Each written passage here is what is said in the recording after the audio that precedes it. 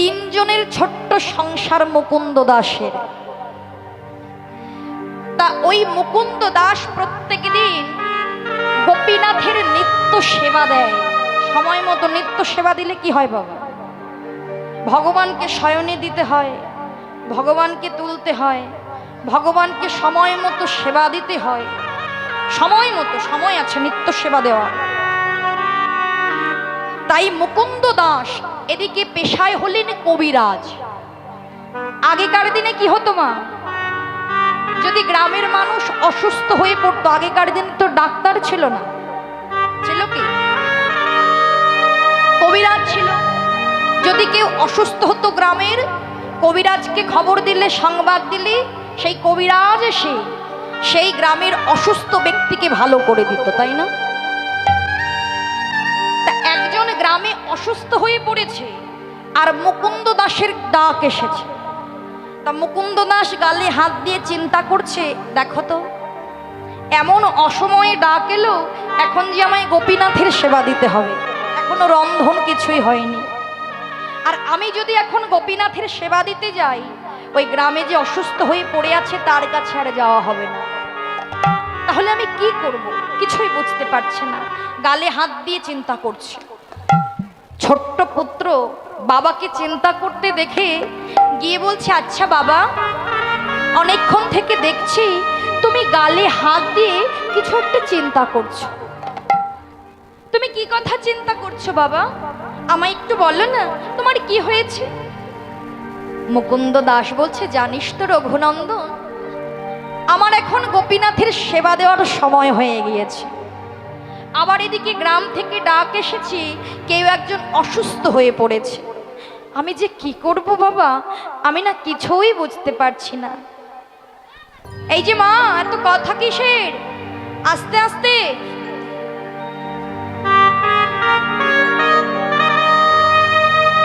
এত কথা কিসের? ও মা, একটু ধীরে ধীরে আসন গ্রহণ করুন। নাম শুনতে হরিবাসরে এসেছি, নাম না শুনে যদি আন কথায় মগ্ন হয়ে যায়, ভগবান 64 প্রকার অপরাধের মধ্যে 62 প্রকার ক্ষমা করে দেয়, কিন্তু 2 প্রকার অপরাধ ক্ষমা করে না, নাম অপরাধ আর বৈষ্ণব অপরাধ। তাই হরিনামের প্রাঙ্গণে এসে ওই আন কথা বলো না। যে কর্ম করার জন্য তুমি এখানে এসেছো, সেই কর্মটা তুমি করো, ভগবানের নাম শ্রবণ করো, মনটাকে একটু স্থির করো। রঘুনন্দন বলছে, তা বাবা তুমি এক কাজ করো, আমি তো তোমার গ্রামের কাজ করতে পারবো না, তুমি যাও, গ্রামের যে অসুস্থ হয়ে পড়েছে তুমি তার কাছে চলে যাও, আর আমি তোমার গোপীনাথের সেবাটা আমি দিয়ে দেব। রঘুনন্দনের কথা শুনে মুকুন্দ দাস শেষে বলছে, শোন বাবা, গোপীনাথের সেবা দেওয়া বললেই কি সেবা দেওয়া রে? গোপীনাথের সেবা দিতে গেলে কত নিয়ম কানুন জানতে হয়, কত মন্ত্রতন্ত্র জানতে হয়। সেবার সময় নিবেদন মন্ত্র, সেবার পরে আচমন মন্ত্র। তুই তো সব মন্ত্রতন্ত্র কিছুই জানিস না বাবা। রঘুনন্দন বলছে, বাবা নাইবা জানলাম আমি মন্ত্রতন্ত্র, যদি আমি তাকে নিজের জন ভেবে ভালোবেসে আমি যদি তাকে ডাকি, যদি তার সেবা দিই, সে কি আমার সেবা গ্রহণ করবে না বাবা? নাইবা জানলাম তোমার মতো অমন মন্ত্রতন্ত্র, আমি যদি তাকে ভালোবেসে সেবা দিই, সে কি আমার সেবাটা গ্রহণ করবে না? তখন মুকুন্দ দাস মনে মনে চিন্তা করছে, তাই তো, তাকে যদি ভালোবেসে তাকে ডাকা যায়, সে তো ডাকে সাড়া দেয়। মুকুন্দ দাস বলছে, সত্যি খোকা, তুই আমায় বাঁচালি। তা শোন বাবা, আমি না ওই রন্ধনটা করে উঠতে পারিনি, সবকিছু রন্ধনশালায় আয়োজন করা আছে, তুই এক কাজ করিস, সব এক পাত্রে ঢেলে দিয়ে তুই রন্ধনটা করে আজকে কোনো রকম সেবা দিয়ে দিস। এই বলে মুকুন্দ দাস চলে গেল গ্রামের কাজে। আর ছোট্ট পুত্র রঘুনন্দন, সে তো রন্ধন জানে না মাগো, সে রন্ধনশালায় এসে দেখছে রন্ধনটা এখনো হয়নি, সব কিছু তৈরি করা আছে, তাই সব একটা পাত্রের মতো ঢেলে দিয়ে বসিয়ে রন্ধন করছে আর বলছে, গোপীনাথ আমি কিন্তু রন্ধন করতে জানি না, কিভাবে তোমার সেবা দিতে হয় তাও জানি না, কেমন যে রন্ধনটা হবে তাও বুঝতে পারছি না। গোপীনাথ আজকে তো বাবা গৃহে নেই, তুমি কোনো রকমে কষ্ট করে একটু সেবা করে নিও, কালকে আমার বাবা এসে আবার তোমায় ভালো করে সেবা দেবে। এই বলে সুন্দর করে ভক্তি ভরে ভালোবেসে রন্ধন করে একটা পাত্রে ঢেলে নিয়ে গোপীনাথের সামনে রেখেছে। মা গোপীনাথের সামনে রেখে ডাকছে, গোপীনাথ, গোপীনাথ, ও গোপীনাথ এসো, এই নাও। একটা আসন পেতে দিয়ে বলছে, এসো তুমি আমার সামনে এসো, এই নাও দেখো আমি নিজে হাতে রন্ধন করেছি, তুমি একবার সেবা করে দেখো তো কেমন হয়েছে। গোপীনাথকে ডাকছে কিন্তু গোপীনাথের দেখা নেই। রঘুনন্দন বলছে, গোপীনাথ এ কি, আমি তোমায় এত করে ডাকছি তুমি সাড়া দিচ্ছ না কেন, একবার সাড়া দাও। ও গোপীনাথ একবার সাড়া দাও। তুমি কি জানো না আমি রন্ধন কিছুই জানি না, তবু কত কষ্ট করে তোমার জন্য রন্ধন করেছি শুধু তুমি সেবা করবে বলে। তুমি যদি অভুক্ত থাকো আমরা কিভাবে প্রসাদ পাবো, তোমাকে সেবা দিয়ে তবেই যে সেই প্রসাদ আমরা গ্রহণ করব। তুমি যদি না সেবা করো আমাদেরও যে সেবা করা হবে না। গোপীনাথ কি হলো গোপীনাথ, কই গোপীনাথ তো আসছে না, আসছে না কেন? প্রত্যেকদিন বাবা সেবা দেয়, গোপীনাথ সেবা করে, কিন্তু আজ আমি ডাকছি কেন সাড়া দিচ্ছে না? চতুর্দিকে চাইতে চাইতে দেখে একটা গৃহের দ্বার খোলা আছে। বাবা মনে মনে ভাবছে, ও বাবা প্রত্যেকদিন সেবা দেয়, বাবা প্রত্যেকদিন দরজাগুলোকে বন্ধ করে দেয়। বুঝতে পেরেছি আজকে দরজাটা খোলা আছে বলে গোপীনাথ বুঝি আমার ডাকে সাড়া দিচ্ছে না। তা শীঘ্র করে ওই দরজাটা বন্ধ করে ডাকছে, গোপীনাথ এই দেখো দরজাটা দিয়ে দিয়েছি, কেউ দেখতে পাবে না, তুমি এসো, তুমি এসে এইবার সেবাটা করো। কি হলো গোপীনাথ, তুমি কি শুনতে পাও না? আমার কি কষ্ট হয় না গোপীনাথ? তুমি কি ভেবেছ আজকে বাবা ঘরে নেই বলে তুমি যা খুশি তাই করবে? শোনো গোপীনাথ, যখন আমি না খাই আমার বাবা আমাকে বকে বকে খাওয়ায়। এই বলে রঘুনন্দন বাইরে গিয়ে বাবা একটা লাঠি দেখতে পেয়েছে, ছুটে গিয়ে ওই লাঠিটা তুলে নিয়ে মন্দিরে গিয়ে বলছে, এই যে গোপীনাথ দেখতে পেয়েছ আমার হাতে এটা কি দেখতে পাচ্ছ? এটা কিন্তু লাঠি, যখন আমি না খাই তখন আমার বাবা আমায় মেরে মেরে আমায় খাওয়ায়। তুমি যদি না আসো আমি কিন্তু তোমাকে মেরে মেরে তোমায় খাওয়াবো। যখন ভক্ত লাঠির ভয় দেখাচ্ছে, পাথরের মূর্তির মধ্য থেকে ভগবান বলছে, ভক্ত তুমি আমায় এত ভালোবেসে ডাকছো, তুমি ভালোবেসে নিজের প্রিয়জন ভেবে ডাকছো, তুমি আমায় লাঠির ভয় দেখাচ্ছ ভক্ত। তুমি জানো না ভক্ত, তুমি আমায় এত ভালোবেসে ডেকেছো, আমি তোমার ডাকে সাড়া না দিয়ে কেমন করে থাকবো? তুমি আমায় লাঠির ভয় দেখাচ্ছ। দাঁড়াও ভক্ত, তোমাকে আর ডাকতে হবে না, আমি এখনই আসছি। এই বলে ভগবান সচল মূর্তি ধারণ করে বাবা পাথরের মধ্য থেকে বাহির হয়ে এসে পাতা আসনে বসে যখন বসে পড়েছে, রঘুনন্দন মনের ভেতর থেকে হাসছে আর বলছে, দেখেছো এতক্ষণ আসছিল না, যেই লাঠির ভয় দেখিয়েছি অমনি গোপীনাথ ভয় পেয়ে চলে এসেছে। বলছে, ও গোপীনাথ এই দেখো আমি আজকে তোমার জন্য নিজে হাতে রন্ধন করেছি, সেবা করে দেখো না, আমি কিন্তু জানি না কেমন হয়েছে, একটু সেবা করো। ভগবান সেবা করছে, সেবা করে বলছে, আহা এই যে অমৃত, এই যে অমৃত ভক্ত, এই যে অমৃত।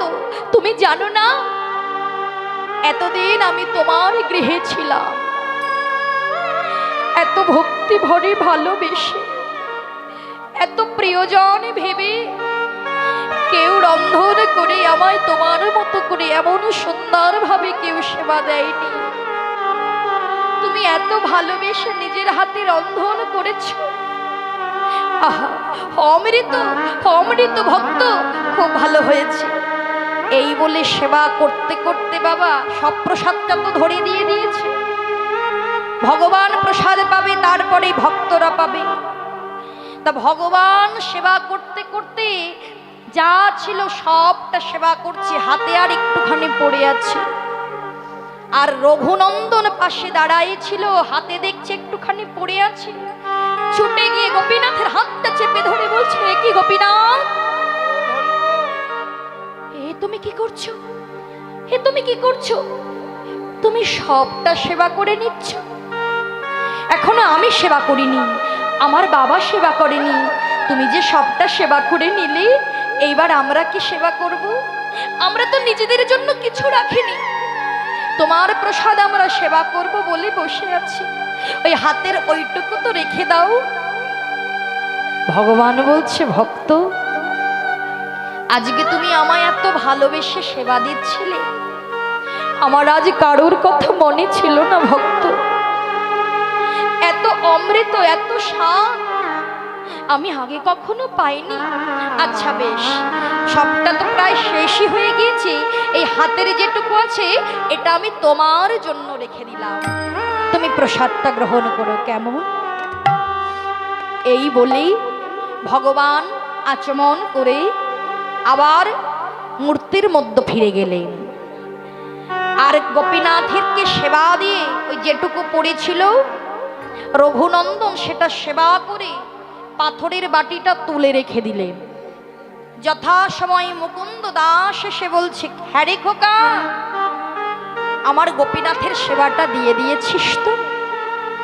বলছে, হ্যাঁ বাবা, তুমি কিছু চিন্তা করো না, আমি গোপীনাথের সেবা দিয়ে দিয়েছি। গোপীনাথ পেট ভরে সেবা করেছে। প্রথমে ছোট্ট ছেলের কথাটা কিছু বুঝতে পারেনি মুকুন্দ দাস। কিছুক্ষণ পরে বলছে, সেবা দেওয়া যখন হয়ে গেল, এবার আমায় প্রসাদটা দিয়ে দেখি বাবা। বলছে, প্রসাদ? প্রসাদে কেমন করে পাবো? প্রসাদ তো নেই বাবা, প্রসাদ নেই। কোথায় গেল প্রসাদ? ও তাহলে বাবা তোর কি কোনো বন্ধু বান্ধব এসেছিল, তারা সেবা করেছে? বলছে, না তো বাবা। তাহলে কে সেবা করেছে? কোনো ভক্ত এসেছিল? না না বাবা। তাহলে আর বলো না, তোমার গোপীনাথ কিছুতেই আসছিল না, যেই এলো এলো তো এলো, সবটা প্রসাদ সেবা করে নিয়েছে। ভাগ্যে হাতটা চেপে ধরেছিলাম, ভাগ্যে হাতটা চেপে ধরেছিলাম, তাই হাতে যেটুকু প্রসাদ ছিল ওইটুকু আমি সেবা করেছি। মুকুন্দ দাস মনে মনে ভাবছে, সে কি, সে তো পাথরের মূর্তি। পাথরের মূর্তি কি কথা বলে, নাকি পাথরের মূর্তি কিছু সেবা করে? না না, এটা কি করে সম্ভব? পাথরের মূর্তি কি সেবা করে, নাকি পাথরের মূর্তি কথা বলে? পাথরের মূর্তি তো কথা বলতে পারে না, সে তো এসে বলবে না যে মুকুন্দ আমি সেবা করিনি, তোমার পুত্র সেবা করেছে। তাই মুকুন্দ দাসের মনে সন্দেহটা রয়েই গেল। রাধে রাধে।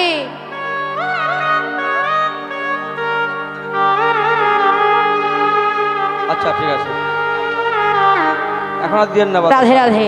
আসন নষ্ট হয় বাবা, একটু প্রসাদটা একটু পরে দেন, এই বাতাসাগুলো একটু পরে দেন। রাধে রাধে। তাই মুকুন্দ দাসের মনে সন্দেহ হচ্ছে, পাথরের মূর্তি কখনো কথা বলতে পারে না, পাথরের মূর্তি সেবা করতে পারে না। তাহলে যার যেমন ভাব মা, এতদিন ধরে মুকুন্দ দাস গোপীনাথের সেবা দিয়েছে পাথরের মূর্তি ভেবে, তাই তো তার দর্শন তার হয়নি। আর গোপীনাথের সেবা দিয়েছে রঘুনন্দন নিজের জন ভেবে সে জানে আমিও যেমন আমার বাবার সন্তান, গোপীনাথও আমার বাবার সন্তান, যার যেমন ভাব। তাই মুকুন্দ দাসের মনে সন্দেহটা থেকেই গেল। পরের দিন মুকুন্দ দাস তার সন্তানকে পরীক্ষা করবে বলে বলছে, দেখ বাবা রঘুনন্দন, আজকেও আমার ডাক পড়েছে, আজকে আমায় গ্রামের কাজে যেতে হবে। তা এখন তো তুই ভালো সেবা দিতে শিখে গেছিস, তাই আজকেও সেবাটা তুই দিয়ে দিস। তবে আজকে আর রন্ধন করতে হবে না, গোপীনাথ নাড়ু সেবা করতে বড় ভালোবাসে। আমি নাড়ু তৈরি করে রেখেছি, ওই নাড়ু নিয়ে তুই গোপীনাথকে সেবা দিয়ে দিস, কেমন? এই বলে মুকুন্দ দাস ওই মন্দিরের পেছনে দাঁড়ায় আছে সন্তানকে পরীক্ষা করবে বলে। আর পাথরের বাটির মধ্যে নাড়ুটা নিয়ে ছুটতে ছুটতে রঘুনন্দনে গিয়ে গোপীনাথের মন্দিরে গিয়ে বলছে, গোপীনাথ, ও গোপীনাথ, এই দেখো তুমি নাকি নাড়ু সেবা করতে বড় ভালোবাসো, তা আমার বাবা না তোমার জন্য নাড়ু তৈরি করেছে। আজকে কিন্তু অত ডাকতে পারবো না, আজকে কিন্তু তুমি ঠিকঠাক সময় মতো এসে তুমি সেবাটা করে নিও। ভগবান বলছে, তোমায় ডাকতে হবে না ভক্ত। যে ভক্ত একবার ডাকার মতো আমায় ডাকতে পারে, যে ভক্তের ডাক একটা বার আমার কর্ণমূলে প্রবেশ করে, সেই ভক্তকে যুগ যুগ ধরে আমায় ডাকতে হয় না ভক্ত। যে ভক্তের ডাক একবার আমার কানে গিয়ে পৌঁছায়,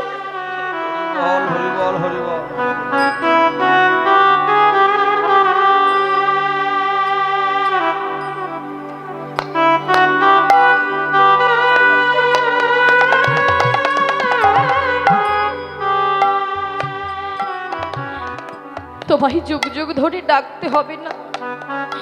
তুমি এবার থেকে যখনই একবার আমায় ডাকবে, আমি তোমার কাছে ছুটে যাব ভক্ত।